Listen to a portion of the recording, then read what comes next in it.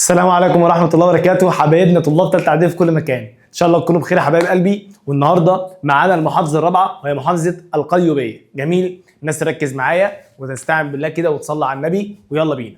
بص يا عم، عندك كانت مبادرة روجرز تهدف إلى وقف إطلاق النار في حرب إيه؟ طبعا في حرب الاستنزاف 69. روجرز ده رئيس خارجية مين؟ الولايات، عشان تبقى تخلي بالك من الحتة دي. عكس رئيس خارجيه بريطانيا كان بيلفور اللي ادى وعد بيلفور سنه 1917. اشهر او رئيس هيئه عمليات القوات المسلحه والذي اعد انسب التوقيتات. بص يا عم، اول ما تسمع انسب التوقيتات واحراز النص تختار على طول مين يا جماعه؟ محمد عبد الغني الجمصي. خش على اللي بعده.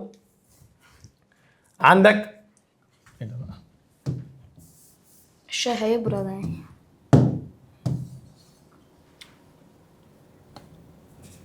تم عقد اتفاقية أوسلو نتيجة مؤتمر طبعا مدريد.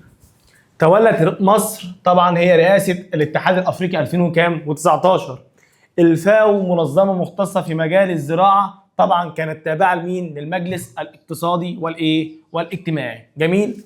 ما المقصود طبعا بمنظمة عدم الانحياز؟ هي منظمة يقصد بها عدم الانضمام ولا للكتلة الشرقية ولا للكتلة مين؟ الغربية طبعا. وتم تأسيسها في مؤتمر بندونج بإندونيسيا 1955، واللي شاركت فيها مصر مع مين؟ مع إندونيسيا ومين؟ والهند. تم كده. واتحاد يوغوسلافيا. جميل.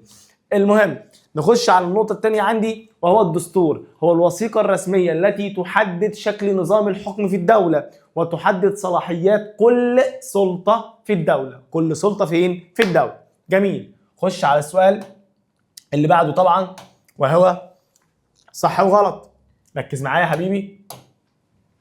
شاركت مصر في مؤتمر مدريد للسلام 91؟ طبعا في ضوء تمام كده الارض مقابل السلام. ده الشعار بتاع مؤتمر مين يا جماعه؟ مدريد، لحل الصراع العربي الاسرائيلي في ضوء الارض مقابل مين؟ السلام. تعد ثوره 25 يناير 2011 من الثورات الفريده المميزه لان ساهمت، صح العباره صحيح، ساهمت التكنولوجيا في اندلاع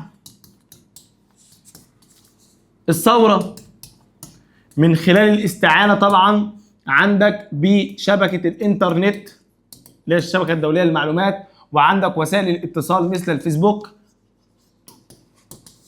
وتويتر.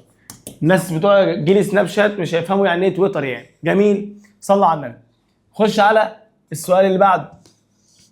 ما الأثر الناتج أو ما النتائج المترتبة على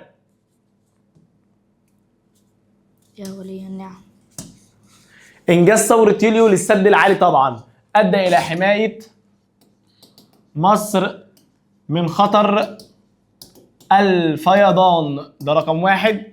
و2 تخزين المياه وتوليد الكهرباء. بعد كده رقم 2 تدخل الولايات المتحدة في مجلس الأمن أثناء حرب 73. طبعا النتائج إصدار قرار مجلس الأمن 338 بوقف جميع الأعمال الحربية وبدء المفاوضات لحل النزاع بالطرق السلمية. دعوت مصر لمباحثات عربية في القاهرة، طبعا أدى ذلك إلى توقيع ميثاق ومبادئ القاهرة أو مبادئ جامعة القاهرة 1945 بتوقيع 7 دول. بعد كده معايا، رفض العرب الهدنة. ماذا كان يحدث لو العرب رفضوا الهدنة أثناء حرب فلسطين 48؟ ممكن نقول انتصار العرب، ماشي، هزيمة اليهود، ممكن نقول عدم او اسمه ده انتهاء دولة طبعا اسرائيل. نخش بعد كده على الأدلة او دلل.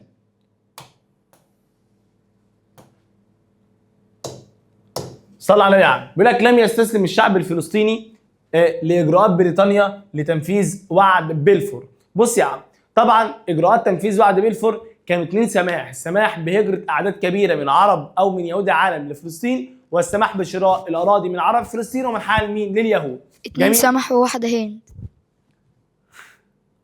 نكمل. رد فعل الشعب الفلسطيني القيام بثورات وحركات حركات وطنيه، ارضهم بيته حقه طبعا.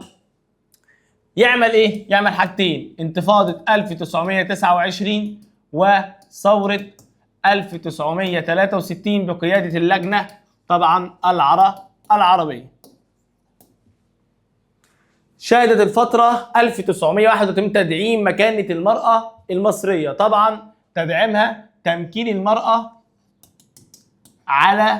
المرأة في كافة المستويات، وتم إنشاء المجلس القومي للمرأة وتولت المناصب المختلفة، ومن بعدها عينك ما تشوف الا النور. البلد دخلت في حالة من 2 مالهمش امان، الفرامل والنسوان.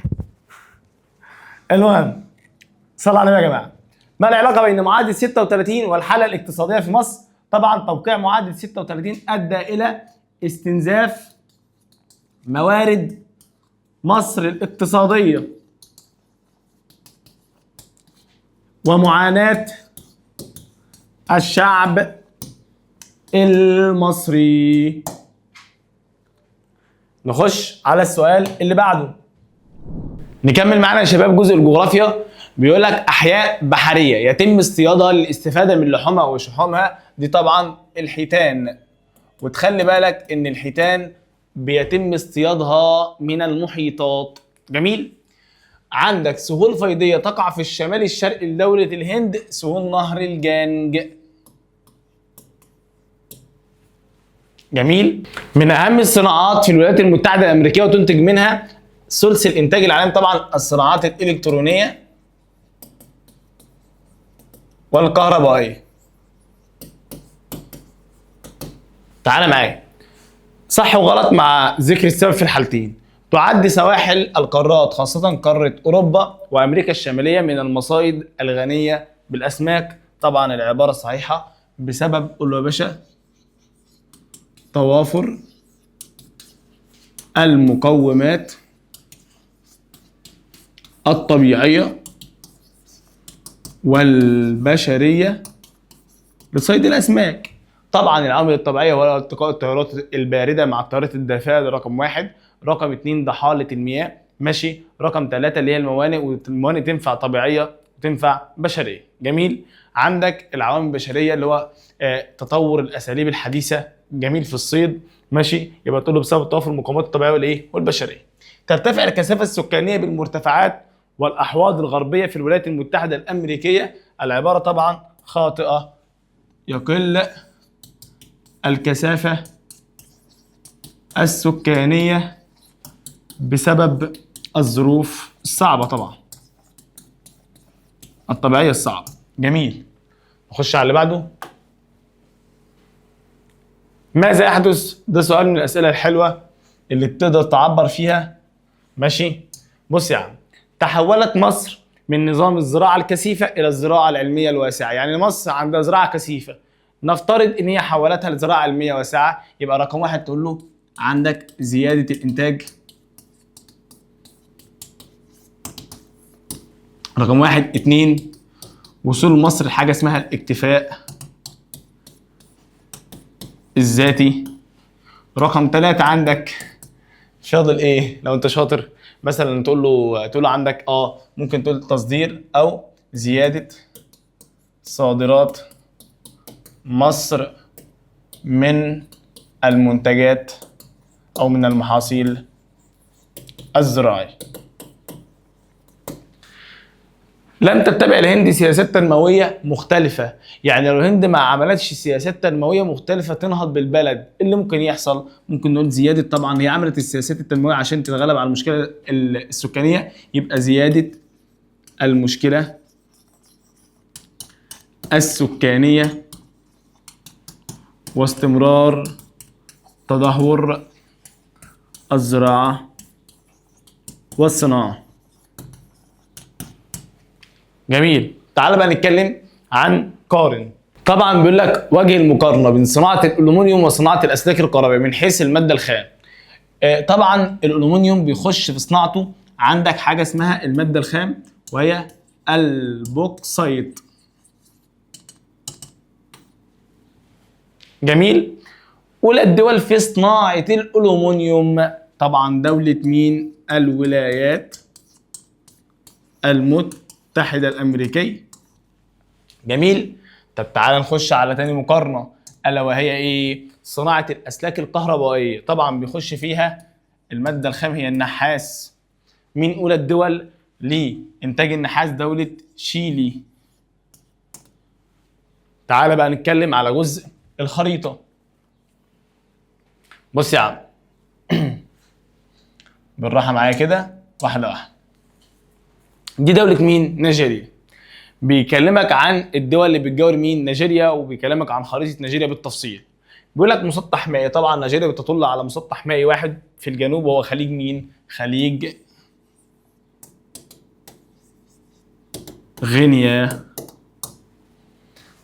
اتنين دولة مين؟ طبعا عندك هنا تشاد، وعندك هنا مين؟ الكاميرون، وعندك هنا دولة بنين، وهنا عندك دولة النيجر. فهو يقصد بدولة مين؟ طبعا دولة تشاد. إقليم مناخي طبعا رقم 3 أقصى أو الأطراف الجنوبية لنيجيريا المناخ طبعا الاستوائي، ومعظم نيجيريا أصلا مناخ مداري حار. هضبة إيه؟ عندك هضبة طبعا موجود هضبة واحدة بس في نيجيريا وهضبة مين؟ جوس. نكمل مع بعض. بيقول لك إيه؟ إلى أي الأقاليم الصناعية الآتية تنتمي؟ تعال بالراحة معايا. إقليم الأورال طبعا موجود في إقليم موسكو أو روسيا وأوكرانيا. موجود في إقليم طبعا روسيا وأوكرانيا اللي بيكون موجود في شكل مناطق متباعدة، وموجود في منطقتين الأورال وموسكو. طبعا 2 جزيرة هونشو طبعا دي في اليابان اللي هو إقليم. بيقول لك أنا عايز الإقليم صح كده يبقى إقليم شرق آسيا.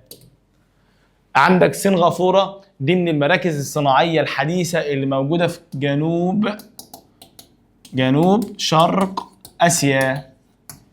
ثم عندك بريطانيا طبعا موجودة في إقليم غرب ووسط أوروبا.